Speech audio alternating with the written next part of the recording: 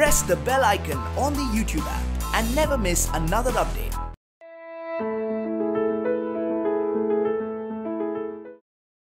स्पर्धा परीक्षा हे जीवनातलं एक क्षेत्र आहे, अनेकातलं एक क्षेत्र आहे. तिथे गॅरंटी नसते यशाची, कारण ती शेवटी कॉम्पिटिटिव्ह एक्झाम आहे. पण विन विन सिच्युएशन जर तुम्हाला हवी असेल तर आयुष्यात कुठेही जायचं असेल आणि तिथे यशस्वी व्हायचं असेल तर जी कौशल्य मिळवावी लागतात ती आत्तापासून मिळवावी लागतात. मग ती स्पर्धा परीक्षेला सुद्धा उपयोगी पडतातच. आज तुमच्याशी सरांचाच विद्यार्थी, सरांच्याच या सगळ्या मार्गदर्शनातून तयार झालेला, ज्यांनी स्वतःला जाणीवपूर्वक असं घडवलं असा IPS अधिकारी प्रतीक ठुबे बोलणार आहे. मी प्रतीकची ओळख करून देते.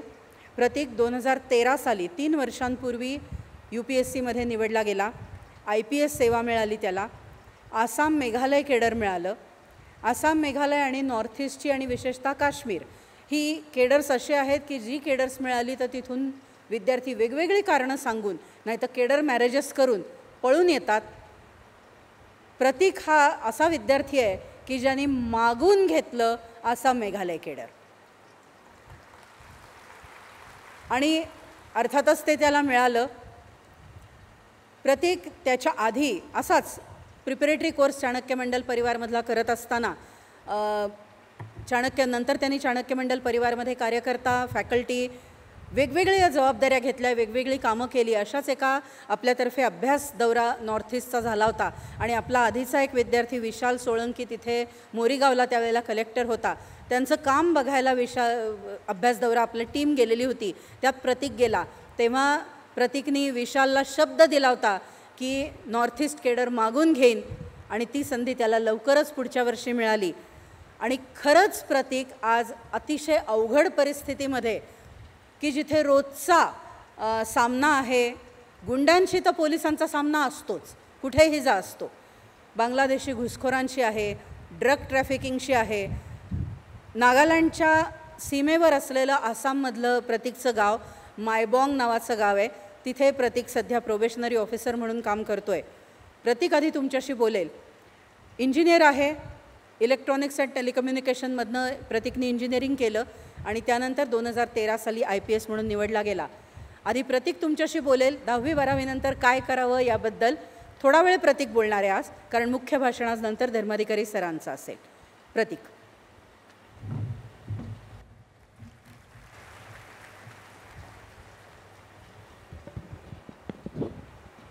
धन्यवाद ताई. सर्वप्रथम मी सर्वांचे इथे स्वागत करतो आणि सरांचं खरं आभार नाही मानणार, परंतु मला अजूनही आठवतं 19 जुलै 2009 या तारखेला मी चाणक्य मंडल परिवारमध्ये सगळ्यात पहिल्यांदा पाऊल ठेवलेलं. इंजिनिअरिंगच्या शेवटच्या वर्षाला होतो आणि अनिकेत दादाचा प्रोग्राम सुरू होता, अनिकेत मांडवगणे, जो त्यावर्षी भारतात 29वा होता आणि महाराष्ट्रातनं पहिला होता आणि IFS त्यांनी मागितलेलं होतं आणि त्याला मिळालेलं होतं. तर ज्यावेळेस हे सगळं बघत होतो त्यावेळेस इंजिनिअरिंगच्या शेवटच्या वर्षाला होतो. इंजिनिअरिंगमध्ये असताना जी काही नॉर्मल स्वप्न असतात माणसाची की पॅकेज मिळालं पाहिजे इंजिनिअरिंगनंतर चांगलं, मग त्या पॅकेजची चांगली 1 वर्ष नोकरी करूयात, त्याच्यानंतर MS करण्यासाठी किंवा MBA करण्यासाठी आपण परदेशामध्ये जाऊयात, त्याच्यानंतर छान जितके जास्त मोठ्या पगाराची नोकरी मिळेल तितकी छान नोकरी करूयात, आरामाची लाईफस्टाईल करूयात, काही दिवसामध्ये एखादी ऑडी किंवा BMW खरेदी करूयात. त्याच्यात काही चूक नाही, पण ती माझी पण स्वप्न होती आणि काहीतरी वाटत होतं की हे सगळं ठीक आहे, सगळेजण म्हणतात हे केलं पाहिजे तर आपणही करूयात, पण समथिंग इज मिसिंग, काहीतरी चुकतं आहे, काहीतरी राहतं आहे. काय राहतं आहे ते नक्की कळत नव्हतं, कारण ह्याला कारणीभूत मुळातली आपली शिक्षण व्यवस्थाच आहेत. बहुतांश आज माझे मित्र इथं 10वी-12वी नंतरचे आलेले आहेत, त्यांचे पालक आलेले आहेत. तर बऱ्याचदा आपल्या शिक्षण व्यवस्थेचा दोष हा आहे की आपली शिक्षण व्यवस्था आपल्याला कधीही श्वास घ्यायचा वेळच देत नाही. 8वी झाली की 9वी, 9वी झाली की 10वी, 10वीला बोर्डात यायचा. आता बोर्डात येण्याचा प्रकार एक कमी केलेला आहे, परंतु तरी की 10वी म्हणजे 10वीचं वर्ष म्हणजे सगळ्या घराचं ते वर्ष असतं. मग सगळं घर ते 10वीला करायला लागतं. की आईलासुद्धा माहिती असतं आज कुठला टॉपिक शिकवलेला असतो, वडील येऊन विचारतात काय अभ्यास कसं काय चालला आहे, काय पाहिजे का, कमी जास्त आहे का. सेम परिस्थिती 12वी, त्याच्यानंतरची CET. पण ह्या सगळ्यामध्ये मग आपण काय करतो, 10वी झाली की पहिली 12वी, 10वी नंतर कुठली साईडला जायचं, सायन्स, आर्ट्स, कॉमर्स, त्याच्यासाठी ठरलेली आपली एक चाळणी असते की जास्त मार्क पडले की सायन्स, नाही मिळालं तर कॉमर्स, काहीच नाही मिळालं तर आर्ट्स. मग सायन्सवाल्याला वाटतं आपण लय भारी मग सायन्सवाल्याला जर विचारायचं पुढं काय करणार, 11वी 12वी लगेच सी ई टीमधनं इंजिनिअरिंग आणि मेडिकल हे दोनच फील्ड्स आहेत, बाकी काही उरलेलं नाही आहे जगामध्ये. आणि मग CET द्यायची. CET नंतर आपल्याला सगळ्यात मेन कॉलेज कुठलं पाहिजे असतं. कॉलेज निवडताना आपला एकमेव क्रायटेरिया काय असतो, स्वतःला विचारायचं मुलांनी की कुठल्या कॉलेजला सगळ्यात जास्त प्लेसमेंट, कितीचं पॅकेज मिळालेलं आहे प्लेसमेंटचं. ही सगळ्यात पहिला क्रायटेरिया आपण चेक करतो CET नंतर कुठल्या कॉलेजला व्हिजिट करताना, की ह्या कॉलेजचं प्लेसमेंट किती झालेलं होतं. भलेही आपल्याला फर्स्ट इयरला आपल्याला सगळे विषय क्लिअर होत नाहीत, आपल्याला इयर डाऊन लागू दे, परंतु आम्हाला कॉलेजचा तो प्लेसमेंटचा आकडा बघायचा असतो. मग आम्ही पहिल्यांदा कॉलेजमधनं बाहेर आलो की पटकन आम्हाला प्लेसमेंट झालेली असती 3rd इयरमध्ये. आपण इंजिनिअरिंगला जाणार, ते झाल्यानंतर किंवा मेडिकल, मी इंजिनिअरिंगचं असल्यामुळे ती बाजू मी सांगू शकतो की मग त्याच्यानंतर पटकन नोकरी, MBA आणि मग ती पुढची प्रक्रिया. ह्या सगळ्या प्रक्रियेमध्ये आपली शिक्षण व्यवस्था किंवा आपण स्वतःला कधी हा प्रश्न विचारला आहे का की मला एखादा विषय का आवडतो, का आवडत नाही, ही मी जो अभ्यास करतो आहे तो मला खरंच आवडतो आहे का, हा मी ज्ञानासाठी अभ्यास करतो आहे का कुणीतरी सांगतं आहे त्या रेसमध्ये पळायचं आहे म्हणून पळतो आहे, का पळतो आहे आम्हाला माहितीच नाही आहे. 2004-05 साली कॉम्प्युटर इंजिनिअरिंग किंवा अमेरिकेत जाण्याचं खूप मोठं त्यावेळेसचं फॅड होतं. मग अचानक जो काही ग्लोबल म्हणजे जो इकॉनॉमिक क्रायसिस झाला त्याच्यानंतर एकदम पिंक स्लिप मिळायला लागलं इंजिनियर्स लोकांना, की त्याच्यामुळे एकदम UPSCला येणारा मोठा ओढा म्हणजे UPSCला येणारा पर्सेंटेज एकदम वाढलं. का तर ह्या जॉबला सिक्युरिटी आहे. आपल्या सोसायटीची किंवा आपल्या लोकांची ती झालेली असते की 10वीला तुला किती पडले, 12वीला किती मार्क पडले, CETला किती मार्क पडले. मार्क्स महत्त्वाचे आहेत, परंतु ते काही एक अंतिम ध्येय किंवा तेच एक शेवटचं साध्य नाही आहे, पूर्ण शेवट नाही आहे तो. हे सगळं कशासाठी ह्याचा विचार आजपर्यंत आपण कधी केला आहे का. मी कुठलीही ज्ञानशाखा का निवडतो ह्याचा विचार आजपर्यंत आपण कधी केलेला आहे. मग हा विचार करताना UPSCचा विषय ज्यावेळेस तुम्ही विचार करता तर UPSC ही सगळ्यात वेगळी परीक्षा का मानली जाते. ते जग म्हणत असेल सगळ्यात अवघड परीक्षा वगैरे, परंतु माझा स्वतःच्या अनुभवातनं झालेलं मत आहे की UPSC ही सगळ्यात सुंदर परीक्षा आहे. सुंदर आणि सुंदर का आहे, ही परीक्षा तुम्हाला स्वतःकडे बघण्यासाठी वेळ देते. तुम्ही आयुष्यात पहिल्यांदा थांबता, स्वतःला विचारा की आपल्याला त्या भाऊगर्दीमधलं एक ऑफिसर व्हायचं आहे की नाही. सगळे देतात म्हणून मी पण दिले, घोकलं, तिथे जाऊन ओकलं आणि मग मी झालेलो आहे, आता ऑफिसर झालेलो आहे. बस माझं स्वप्न आहे IAS बनायचं, IPS बनायचं. मग नक्की IASच्या ड्युटीज काय असतात, IPSच्या ड्युटीज काय असतात ते माहिती नाही. लाल दिव्याची गाडी पाहिजे, पॉवर पाहिजे. पॉवर म्हणजे काय, पॉवरची सिंपल व्याख्या असते आपल्या समाजामध्ये. पॉवर म्हणजे कशाला पॉवर म्हणायचं, टोल नाक्याला टोल भरायची गरज नाही पाहिजे, आय कार्ड दाखवले की गाडी निघाली पाहिजे. ही पॉवरची पहिली संकल्पना. दुसरी संकल्पना कुठली असते आपली, की आपली गाडी पकडली गेली, पुण्यामध्ये आपण पार्किंग चुकीची करतो, गाडी पकडली जाते. गाडी पकडली गेली की फोन लावता आला पाहिजे आपल्याला, आपल्या फोनवर लगेच गाडी सुटली पाहिजे. ही दुसरी पॉवरची संकल्पना. आणि तिसरी संकल्पना म्हणजे दिवा, गाडीला दिवा पाहिजे, लाल दिवा पाहिजे. तो लाल दिवा बघून आम्ही प्रेरित होतो. आणि मग प्रॉब्लेम हा होतो, ह्याच्यात काही चूक नाही आहे ह्या प्रेरणांमध्ये, पण हे माझं स्वतःच झालेलं मत आहे की जर लाल दिव्याकडे बघून मी जर ऑफिसर झालो आणि समजा माझी आसाममध्ये ट्रान्सफर झालेली आहे, तिथं माझा लाल दिवा बघायला कुणी नाहीच आहे, कोणासमोर दाखवायचं मी माझा लाल दिवा. मग माझी प्रेरणाच कुठंतरी लंगडी झालेली आहे. म्हणजे ज्या गोष्टीसाठी मी झालो तीच मला दाखवता येत नाही आहे. सो आपण जे सेट करतो गोल, आपल्या ज्या प्रेरणा असतात त्यांचं देखील मूळ आपण तपासून बघितलं पाहिजे की आपण का सर्व्हिसमध्ये चाललो आहे. आणि हे सगळं कधी आपण करू शकतो, जेव्हा आपण स्वतःला ओळखतो, आपण स्वतःकडे बघतो, माझे कुठले प्लस पॉईंट्स आहेत, माझे कुठले वीक पॉईंट्स आहेत, मी नक्की कोण आहे, मी प्रतीक म्हणजे मी नक्की कोण आहे, मला कुठला विषय का अवघड जातो, कुठला विषय सोपा जातो, मला कुठला फील्ड चूज करायला आवडेल. सगळे म्हणतात म्हणून मी सायन्सला चाललो आहे का मला स्वतःचं काहीतरी प्लॅनिंग मी केलेलं आहे, मी ठरवून कॉमर्सला चाललो आहे, मी ठरवून आर्ट्सला चाललो आहे, का चाललो आहे, हे प्रश्न आपण स्वतःला विचारले पाहिजेत. आपल्या आयुष्याचे निर्णय आपण स्वतः विचार करून घेतले पाहिजेत. आणि ही जी प्रक्रिया ह्याला आपण म्हणतो स्वची ओळख, स्वतःची असलेली ओळख. आणि UPSCचं अजून एक सुंदर असण्यामागचं फीचर आहे की ते तुम्हाला स्वतःशी तर ओळख करून देते, त्याचबरोबर ती तुम्हाला तयार पण करते आयुष्यातल्या बऱ्याचशा ज्या गोष्टी असतात, जे चॅलेंजेस असतात त्यांना फेस करण्यासाठी. किंबहुना ज्यावेळेस मी UPSC पहिल्यांदा इथं प्रिपरेटरी कोर्स जॉईन केला चाणक्य मंडलमध्ये, तर प्रिपरेटरी कोर्स जॉईन केल्यानंतर आपण पहिल्यांदा आपल्याला हे माहिती नसतं की परीक्षेचं पुस्तकं कोणी पण शिकवू शकेल, की पुस्तकामध्ये एवढी पुस्तकं वाचा, घोका ओका, परीक्षा पास व्हा. आणि आपल्याला बहुतांशी वेळेस तेच पाहिजे असतं की सर आम्हाला डायरेक्टली सांगा मुद्दे, की आम्ही जे डायरेक्टली ते उतरवू शकू. स्पेशली 21 वगैरे जे पूर्वी असायचे रिलायबल वगैरे सारखी पुस्तकं, तशी आम्हाला रेडीमेड द्या. नाही, UPSCचा पॅटर्न हा कंटिन्युअसली बदलत असतो, प्रचंड डायनामिक असा तो पॅटर्न आहे. आणि त्याच्यामुळे आपल्याला ज्ञानावर आधारित तयारी करावी लागते आणि सिलेबस काही फिक्स नसतो, जो दिलेला असतो, पण anything under the sun. So ह्याचं टेन्शन न घेता आपल्याला किती विषय अभ्यास करायला मिळतात ह्या अँगलने ह्याच्याकडे बघा. मी इंजिनिअरिंग जरी खूप चांगलं झालेलं असेल तरी मला कॉमर्सचा इकॉनॉमिक्सचा देखील माहिती नव्हता. इकॉनॉमिक्ससारखा अतिशय सुंदर सब्जेक्ट ज्याला मी आजपर्यंत मुकलेलो होतो, इतिहासासारखा सुंदर सब्जेक्ट की ज्यांनी मला स्वतःची जाणीव करून दिली की मी नक्की कोण आहे, मी भारतीय आहे म्हणजे मी नक्की कोण आहे. इतके सुंदर विषय आम्हाला कधीच अभ्यासाला मिळाले नव्हते. ज्ञानशाखांच्या कप्प्यांमुळं ते शिकण्याची संधी मला UPSCनी करून दिली होती. आणि हे सगळं करताना तुम्ही इतक्या ज्ञानशाखांचा तुम्ही अभ्यास करता, तुम्हाला स्वतःची ओळख पडते. तुम्ही स्वतःला आपण म्हणतो भारतीय हे काही म्हणजे ब्लड ग्रुप असतं का, आपल्या ब्लडमध्ये असतं मी भारतीय आहे म्हणजे नक्की कोण आहे का, आपल्या हातावर शिक्का असतो मी भारतीय असल्याचा का, ब्लड ग्रुपमध्ये कुठं मी इंडियन लिहिलेलं असतं, AB positive Indian, O positive Indian. Indianness, भारतीयत्व ही एक संकल्पना आहे. त्या संकल्पनेचं एक जे सगळ्यात मूळ जे आहे ते आहे संविधान. बहुतांश आपल्या जणांना हेच कल्पना नसते की संविधान म्हणजे नक्की काय, ते एक लिहिलेलं डॉक्युमेंट आहे का, एक प्रोटोकॉल आहे का, काय आहे नक्की.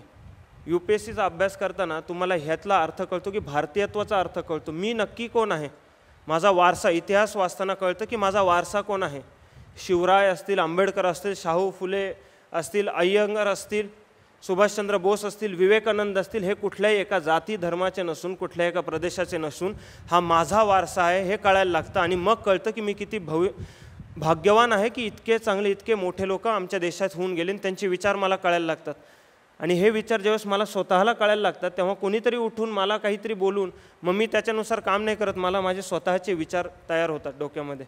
आणि ह्याला आपण म्हणतो की व्यक्तिमत्व घडण, विकसन.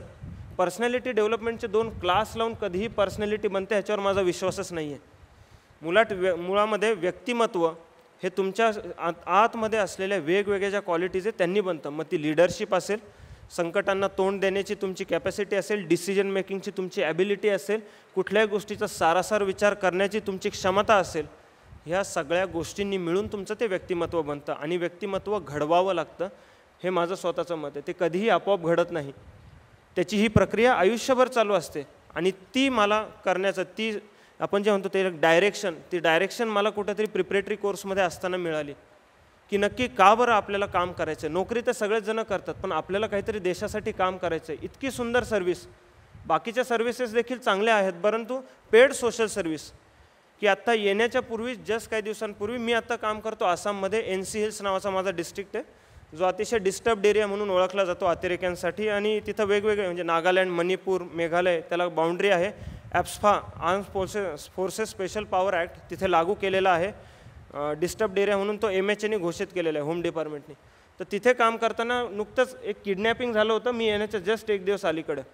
ते किडनॅपिंग आम्ही वेगवेगळे ऑपरेशन्स केले, आर्मीबरोबर आम्ही ऑपरेशन्स करून त्या माणसाला सोडवलं.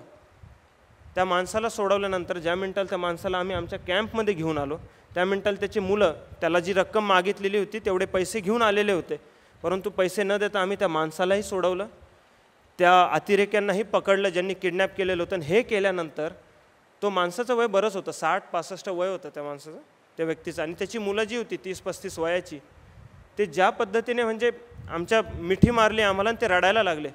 आणि ते जे समाधान असतं ना एका माणसाचा जीव वाचवण्याचं की तुम्ही अजिबात कुणीही पैसे द्यायची गरज नाही, अतिरेक्यांना घाबरायची गरज नाही, आम्ही इथं जिवंत आहोत, आम्ही असताना तुम्हाला आम्ही हात लागू देणार नाही, आम्ही पूर्णपणे आमच्या जीवाची बाजी लावू पण आम्ही नक्की तुम्हाला प्रोटेक्ट करण्याचा प्रयत्न करू. आणि हे करत असताना जेव्हा आपण ते सक्सेस होतो एखाद्या कुठल्या तरी गोष्टीत, ते जे समाधान असतं त्या समाधानाची तुलना कुठल्याही इतर गोष्टीशी आनंदाशी करता नाही येऊ शकत. हा माझा स्वतःचा अनुभव आहे की त्या माणसाला जीव वाचवणं, त्या माणसाच्या पूर्ण घरातल्यांना तो आधार देणं. आणि मग तो माणूस म्हणतो सर बहुत अच्छा लगा आप यहाँ पे थे, अब हमको कोई भी दिक्कत होगा हम आप लोगों को आके बताएगा, अच्छा हुआ पुलिस वाला यहाँ पे है, आर्मी वाला है, हम इसके आगे कभी भी पैसा नहीं देगा उन लोगों को.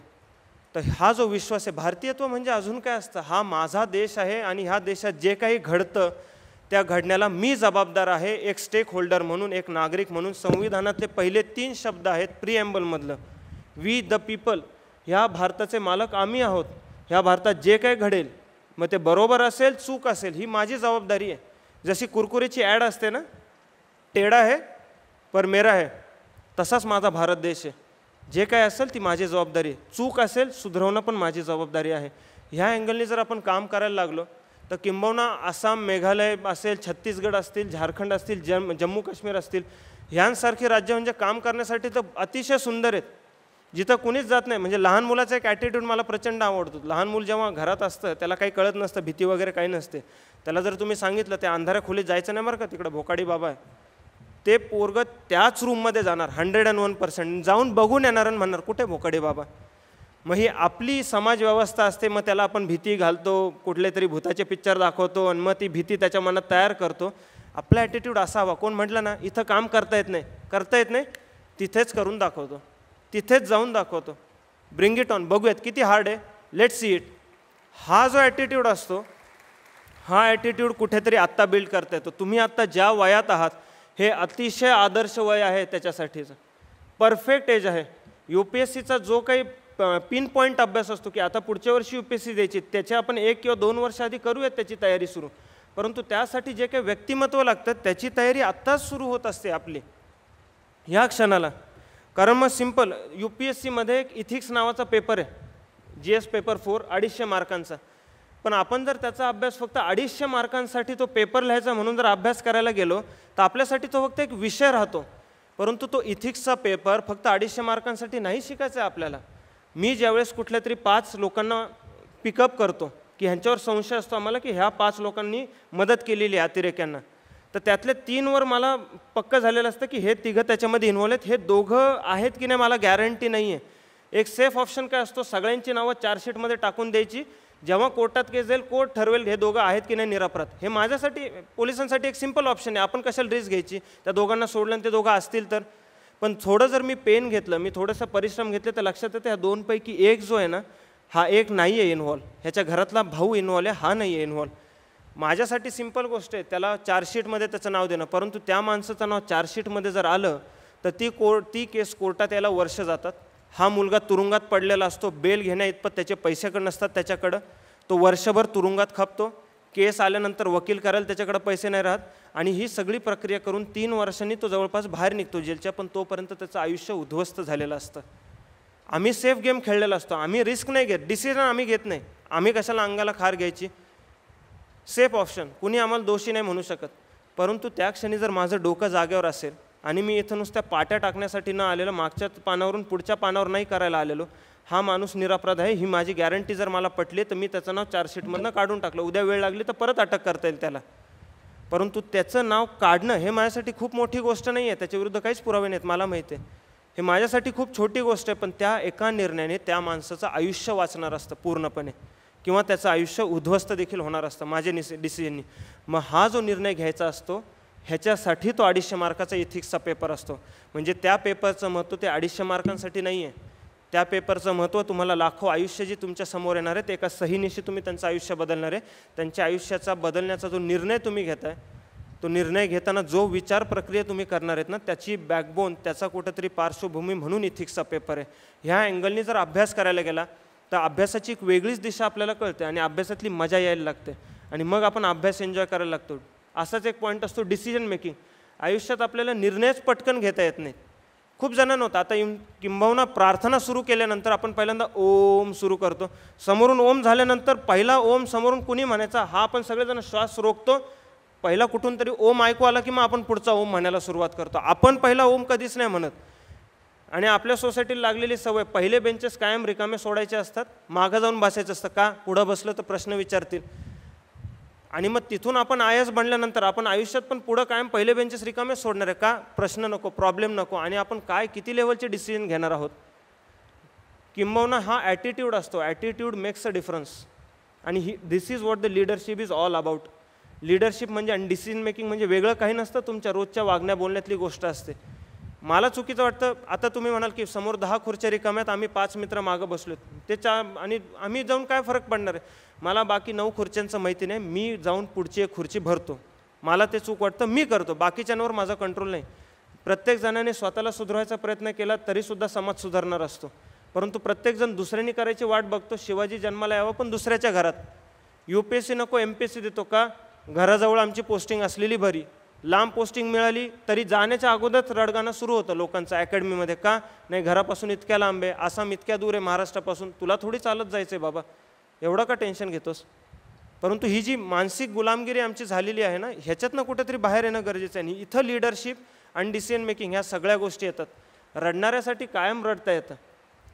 ज्याला कोणाला बाकी सर्व्हिस मिळतात तो म्हणतो ऑल इंडिया सर्व्हिस पाहिजे, ज्याला ऑल इंडिया सर्व्हिस म्हणतो तो म्हणतो IPS पाहिजे, IPSवाला म्हणतो IAS पाहिजे, IASवाला म्हणतो वेस्टर्न झोनमधलं कार्डर मिळालं पाहिजे, वेस्टर्न झोनवाला म्हणतो महाराष्ट्र कार्डर मिळालं पाहिजे, महाराष्ट्रवाला म्हणतो पश्चिम महाराष्ट्रात पोस्टिंग झाली तर छान, पश्चिम महाराष्ट्रात पोस्टिंग झाल्यानंतर मुंबईत पोस्टिंग पाहिजे राव, म्हणजे कसं घरच्यांना सगळ्या सुविधा वगैरे मिळतात.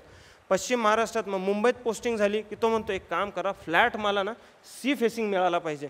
सी फेसिंग फ्लॅट मिळाला, मग तो म्हणतो 2000 स्क्वेअर फूट असेल ना तर आरामात राहतील, एकटाच राहतोय बरं का, पण तरी 2000 स्क्वेअर फूटचा फ्लॅट पाहिजे, मिळाला.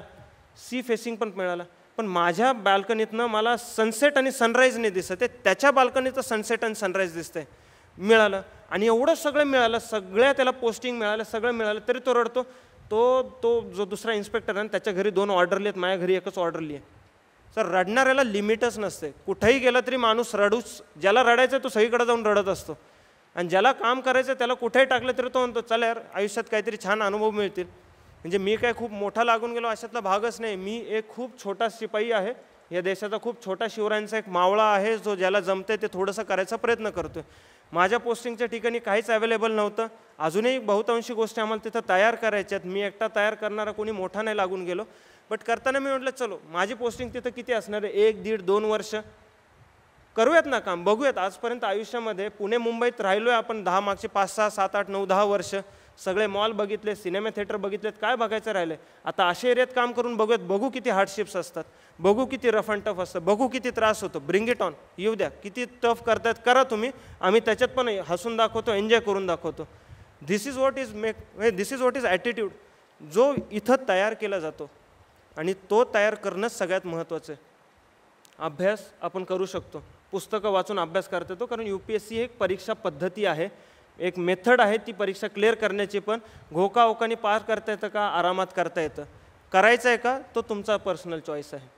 आणि डिसिजन मेकिंग जे आपण बोलत होतो की त्या दिवशी त्या माणसाला वाचवताना समोर अतिरेकी त्या माणसाला घेऊन चाललेला आम्हाला दिसतो, तो अराऊंड 70-80 मीटरवर आहे, माझ्या हातात माझी AK-47 आहे, लोडेड आहे पूर्णपणे, एम घेऊन मी धरलेला आहे, गोळी मी मारू शकतो. तो अतिरेकी मला दिसतोय आणि त्याच्या शेजारी तो माणूस पण आहे जो किडनॅप केलेला आहे, व्हिक्टीम.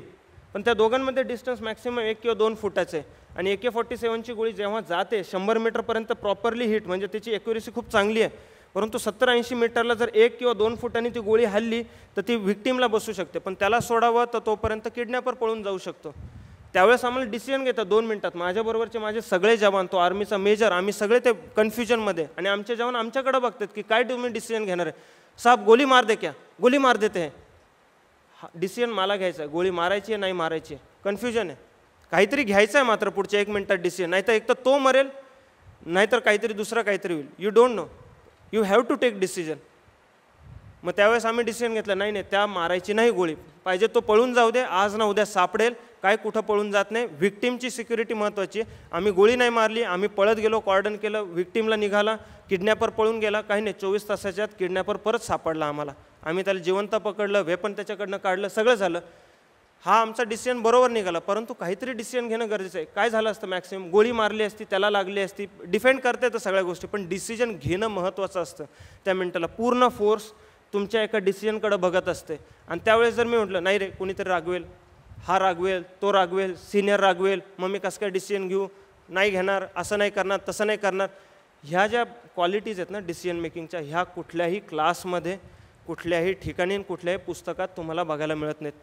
ह्यांची कुठेतरी पेरणी माझ्यामध्ये इथं ज्यावेळेस प्रिपरेटरी कोर्सला होतो, प्रिपरेटरी कोर्सला असताना मूळ अभ्यास नव्हता माझा सुरू झालेला.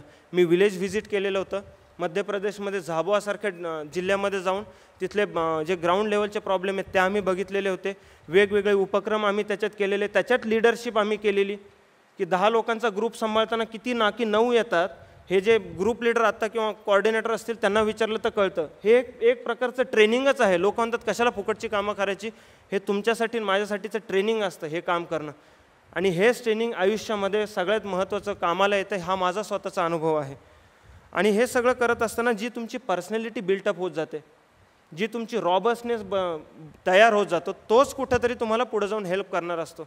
की ज्यावेळेस तुमचा ज्ञानासाठीचा अभ्यास, की नॉलेज, आता UPSC पार झाली म्हणजे झालं का माझं काम संपलं, गंगेमध्ये घोडं नाहीलं माझं, नाही, मला अजून पण अभ्यास करणं गरजेचं आहे.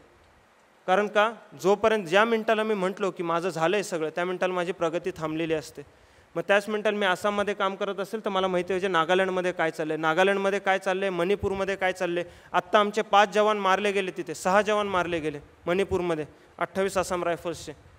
प्रत्येक जाणारा माणूस हा माझा माणूस असतो, कारण देश माझा आहे, त्याच्यासाठी लढणारा प्रत्येक सैनिक माझा आहे. मग तो आसाम रायफल्सचा असो, आर्मीचा असो, CRPFचा असो, BSFचा असो, आसाम पोलीसचा असो, महाराष्ट्र पोलीसचा असो, सगळी लोक माझे आहेत, सगळ्या फोर्सेस माझ्या आहेत.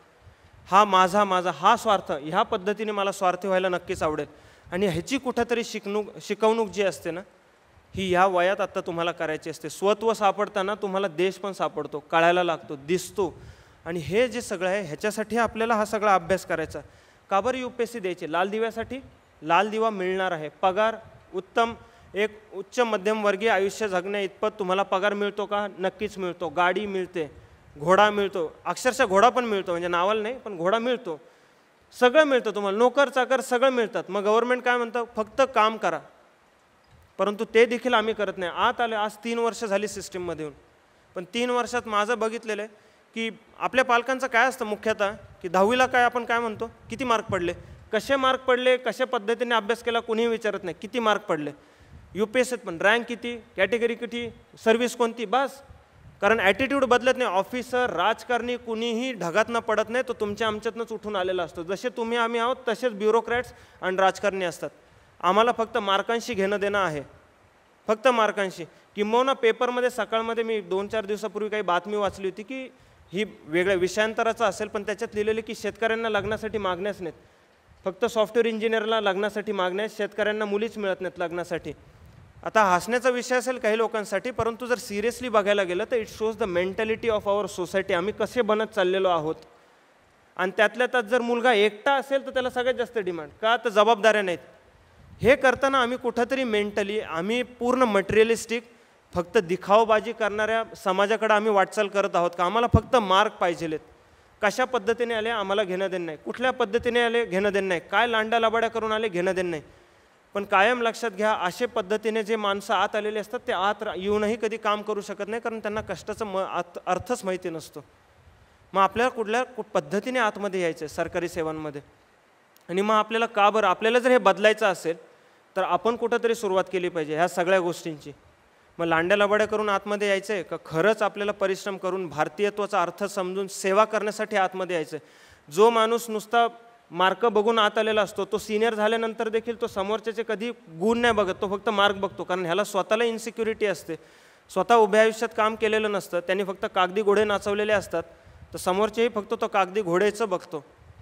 आणि मग अशा पद्धतीने हाच माणूस आपोआप टाईम बेस्ड प्रमोशन असतं सिव्हिल सर्व्हिसेसमध्ये, बरोबर चढत चढत वरती जातो आणि वरती जाऊन तोच भारताच्या पॉलिसीज तयार करतो.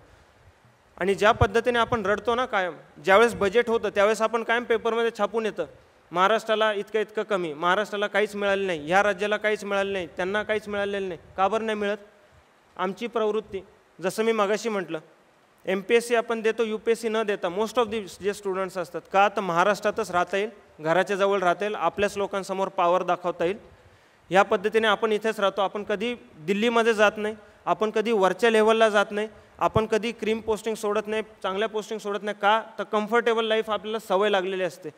जो मुलगा सिलेक्शनच्या आदल्या दिवशीपर्यंत तिथं टिळकमध्ये बसून चहा पित असतो, तोच सिलेक्शन झाल्यानंतर 1 वर्षांनी ज्यावेळेस येतो त्यावेळेस त्याला तो चहा घाण वाटायला लागतो, तो ग्लास खराब वाटायला लागतो, बिस्लरीशिवाय दुसरं पाणी तो पित नाही. यायचं जायचं त्याला फर्स्ट क्लासचं तिकीट पाहिजेलं असतं, प्लस आल्याबद्दल एक्स्ट्रा पैसे पाहिजेलं असतात. कुठून होतो हा फरक अचानक? जो मुलगा स्टुडंट लाईफ असताना की जो स्वतः झाडू मारायचा, फरशी पुसायची, स्वतःच्या कपड्यांनी इस्त्री करायची, हा मुलगा सिलेक्शन झाल्यानंतर अचानक नाही मला 10 लोक कामाला पाहिजेत. हा फरक मी जाणवला, मला दिसलेला आहे, बघितलेला आहे. आपोआप रुजवला जातो सिस्टीममध्ये. सिस्टीम ही अशीच असते, तुम्हाला जितकं आरामदायी बनवतील तेवढं ती बनवते. त्याच्यापासून लांब राहायचं असेल तर आपणच आपल्या डोक्याने विचार केला पाहिजे. आपण ठरवले पाहिजे माझे काय प्रिन्सिपल्स आहेत, मला आयुष्यात नक्की काय पाहिजे आहे, मला या सर्व्हिसकडनं पाहिजे काय पाहिजे आहे, आणि मी या सर्व्हिसला काय देऊ इच्छितो. आणि माझ्या सर्व्हिस थ्रू भारताची काय सेवा करू इच्छितो ह्याचे सगळे जे निर्णय असतात हे ह्या स्टेजमध्येच आत्ता करायचे असतात. 3 मे 2013ला माझा रिझल्ट लागला 3:30 वाजता. 3:30 म्हणजे 3:29 मी तुमच्यासारखाच एक स्टुडंट होतो आणि 3:31 मी ऑफिसर झालो. आणि आजही मला वाटत नाही की माझ्यात खूप काहीतरी फरक पडलेला आहे. माझे जे काही विचार आहेत ते तुमच्या वयात असतानाच आपण जे काही वाचन केलं, सरांशी डिस्कशन केले, घरच्यांशी डिस्कशन केले, बघितलं, त्यातनं जे विचार बनले तेच विचार आजपर्यंत कंटिन्यू झालेले आहेत. सो ऑफिसर झाल्यानंतर अचानक तुमच्या डोक्यात काहीही बदलत नसतं. त्याच्यामुळे ही तुमची जी स्टेज आहे. आणि तुम्ही म्हणाल एवढं सगळं करून ऑफिसर नाही झालं तर काही फरक नाही पडत. ह्या प्रक्रियेतनं तुम्ही ऑफिसर नाही बनलात तर एक सुशिक्षित आणि सुजाण नागरिक बनाल, जो भारताचा जाणीव म्हणजे सजाण नागरिक असेल, जो भारताच्या प्रगतीची त्याला चिंता असेल आणि भारताच्या प्रगतीसाठी प्रयत्न करणारा तो नागरिक असेल. आणि एक नागरिक तसा झाला तर त्याच्या पुढच्या जनरेशनच्या 4 लोकांना सुधरवू शकतो. एकाने 4 सुधरवले, ते 4 पुढं 16ना सुधरवतील, ते 16 पुढं 64ना सुधरवतील. ही ती चेन रिॲक्शन आहे. आपण काही जरी नाही केलं तरी ज्ञानामुळं आपण कमीत कमी पुढच्या 10 जनरेशन सुधरवू शकतो, एवढं कायम लक्षात ठेवा. त्याच्यामुळे अभ्यास केलेला जो असतो ज्ञान हे कधीही वाया जात नाही, हे कायम लक्षात ठेवा. आणि हे सगळं करत असताना म्हणजे शेवटाकडं मी एवढंच तुम्हाला सांगू इच्छितो की ज्यावेळेस फील्डवर काम करत असतो भरपूर प्रश्न येतात, अडचणी येतात. कधी कधी होतं का, प्रॉब्लेम्स येतात का, कधी असं वाटतं का की आता मागच्या काही दिवसांमध्ये 10 दिवस आमच्याकडे लाईटच नव्हती, कंप्लीट ब्लॅकआउट होता. मग कधी कधी चिडचिड होते, माझी बायको माझ्याबरोबर राहते, बाकी बेसिक गोष्टी मिळत नाही, मोबाईल कनेक्शन नाही आहे, लँडलाईन अजून माझ्या एरियात पोहोचलेलं नाही आहे. मग कधी कधी चिडचिड होते का, मी पण एक सामान्य माणूस आहे, माझी देखील चिडचिड होते. मी कधी म्हणणार नाही की आयुष्यात कधीच मला काहीच गोष्टीचा काही म्हणजे प्रॉब्लेम नाही आहे, त्रास नाही, तसं नाही. सगळ्या सामान्य लोकांप्रमाणे मला देखील कधी कधी चिडचिड होते. UPSCचा अभ्यास करताना मलाही टेन्शन यायचं, माझ्याही हातापायाला घाम फुटतायचा, मला पण खूप प्रॉब्लेम यायचा, घसा कोरडा पडायचा, सगळं होतं. पहिले अभ्यास सुरू केल्यावर 3 महिने मला पण काहीच लिंक नव्हती लागत, सगळ्यांना होतं. बट असा कोणता फॅक्टर आहे, एक्स फॅक्टर, जो तुम्हाला कंटिन्यू चालू ठेवतो, तो म्हणजे तुमच्या आतली प्रेरणा. आणि ती आतली प्रेरणा तुमच्या स्वतःच्या विचारांनी तयार झालेली पाहिजे की मला हे करायचं आहे. ठीक आहे, होत आहेत ना अडचणी, करूयात फेस. किती दिवस होतील, लेट सी. 10 वर्षांनी किस्से तर पाहिजेत ना काहीतरी सांगायला की आम्ही कुठं कुठं काय काय दिवस काढलेत. असा विचार करून जर जगायला लागलो तर अजून मजा येते, काही प्रॉब्लेम नाही. गरम होत आहे का, होऊ द्या. काय होईल, शर्ट ओला होईल, काय फरक नाही पडत. ठीक आहे, घरी जाऊन धुवून काढू, काय फरक पडतो. एवढं काय टेन्शन घ्यायचं, एवढी काय चिडचिड करायची, एवढा काय शिव्या द्यायच्या की काय लाईट नाही आहे, पंखा नाही आहे. इट्स ओके, करूयात ना. आपण मेन इथं आलो आहे कशासाठी, काम करण्यासाठी, नॉलेज घेण्यासाठी, ज्ञान घेण्यासाठी. ते कधीही विसरू नका की आपल्याला मूळ कुठं जायचं आहे आणि ते आपल्या विचारातनं. आईवडील सांगतात, कुणीतरी सांगतात, सर सांगतात, मी सांगतो म्हणून UPSC कधीच नका देऊ. तुमचं स्वतःचं मन सांगतंय ना म्हणून UPSC द्या. पाहिजे तर त्यासाठी वेळ घ्या. म्हणून फाउंडेशन प्रिपरेटरी कोर्सेसची म्हणजे जी ब्युटी, जी सुंदरता आहे ती हीच आहे. तुम्हाला वेळ मिळतो स्वतःबद्दल विचार करायला आणि मग त्याच्यानंतर जे डिसिजन घ्याल, स्वतःच्या आवडीतलं क्षेत्र निवडा. काय प्रत्येकाने IAS IPS बनलंच पाहिजे भारताची सेवा करण्यासाठी असं काही गरजेचं पण नाही आहे. कोणाला सायंटिस्ट व्हावं वाटलं, APJ Abdul Kalam, doctor APJ Abdul Kalam IAS officer होते का, परंतु भारताची त्यांनी जितकी त्यांनी सेवा केली तितकी खचितच कोणी केली असेल. करता येते, प्रत्येकाला सेवा करता येते. बाबा आमटे असतील, IAS होते, IPS होते, केली भारताची सेवा, प्रचंड सेवा केली, किती लोकांना प्रेरणा दिली त्यांनी. परंतु त्यांनी आपल्या मनाचं ऐकलं, त्यांनी शोधलं की स्वतःचा जो प्लस पॉईंट आहे तो कुठल्या क्षेत्रात आहे. स्वतःचं आयुष्यात त्यांनी स्वतः डेडिकेट केलं. कधी ह्याच्या त्याच्याकडे बोटाने दाखवली, ह्याने सांगितलं म्हणून आलो, त्यांनी मला वाटतं म्हणून थांबा, विचार करा, स्वतःला ओळखा, स्वतःला निवडलेल्या क्षेत्रात, स्वतःला जे निवडलेलं क्षेत्र आहे ते परत एकदा क्रॉस चेक करा की हेच क्षेत्र आहे, हो हेच आहे. आणि एकदा शिक्कामोर्तब झालं की हेच आहे, मग थांबायची गरज नाही, मागं वळून बघायचं नाही, मग there is no second thought. Now go and get it. मी त्या क्षेत्रात टॉपलाच पोहोचणार, आधेमध्ये थांबायचं नाही. अर्धवट गोष्टी करायची आम्हाला सवय नाही. आम्ही शिवरायांचे मावळे आहोत. एकदा निघालो तर त्या एमला पोहोचणार म्हणजे पोहोचणारच. आपल्याला एवढा मोठा जो वारसा मिळाला ना, त्या वारशातनं प्रेरणा घ्यायला शिकली पाहिजे. इतिहास हा फक्त सण सणावळ्यांचा नसतो. इतिहास हा आपल्याला एकमेकांना जाणीव करून देण्याचा असतो की ज्या मिनिटाला आत्ता शिवरायांचं नाव घेताना पण अंगावर सरसरून काटा येतो, हा शिवरायांचा असलेला प्रभाव असतो. त्याच्यासाठी तुम्ही कुठल्या जाती धर्म पंथाचे असण्याची काही गरज नाही. शिवराय डोक्यात असले पाहिजे, डोक्यावर नाही. भारतीय संविधान डोक्यात असलं पाहिजे, डोक्यावर नाही. आणि ह्या प्रेरणेने जो अभ्यास करतो तो भारताला कायम कुठल्या ना कुठल्या अँगलने आपण भारताला नेणारच असतो. आणि ह्या अँगलनी जर आपण अभ्यास केला तर 2039ला 49ला जेव्हा 2040ला ज्यावेळेस भारत महासत्ता बनणार आहे का, बनणार तर आहेच, गॅरंटेड बनणार आहे भारत महासत्ता, त्याच्यात माझ्या मनात काही डाऊट नाही आहे. तर भारत महासत्ता बनलेली असताना तुम्ही आपण एक 50 वय आपलं झालेलं असू, आपण रिटायरमेंटच्या कुठंतरी आलेलो असू, आम्ही कुठंतरी डायरेक्टर इंटेलिजन्स ब्युरो वगैरे इथं कुठंतरी असणार, तुम्ही पण तिथे असणार, कोणीतरी कॅबिनेट सेक्रेटरी, आणि त्यावेळेस आपण अभिमानाने म्हणूयात की ह्या जो भारताचा गाडा चालला आहे ना, महासत्ता भारत, हा भारत महासत्ता बनवण्यात आमचा थोडा का होत नाही खारीचा वाटा आहे, आणि तो वाटा उचलण्यासाठी तुम्हा सर्वांना शुभेच्छा. धन्यवाद. जय हिंद.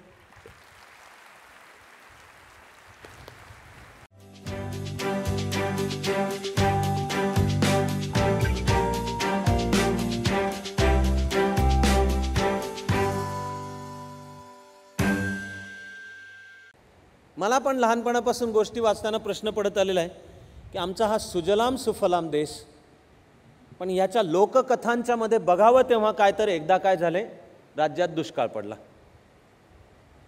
माझ्या जीवाचे होते कालवा कालो, पण आम्ही कसा काय पडतो आमच्या कथांच्या मध्ये बघावं तेव्हा एकदा काय झाले, राज्यात दुष्काळ पडला. का पडतो तो आम्ही आमच्या प्रयत्नांमधनं का नाही दूर करत?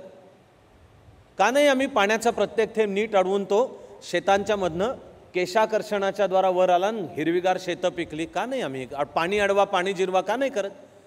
पण एकदा काय झाले, राज्यात दुष्काळ पडला. आता मी जी गोष्ट सांगतोय तिची ही वाट नाही आहे, दुसरी वाट आहे. दुसरी वाट काय असते? एक आटपाट नगरी होती, एक राजा होता, एक राणी होती. राजा चांगला होता, राणी चांगली होती, प्रजाजन सुखात होते. पण राजाला एकच दुःख होतं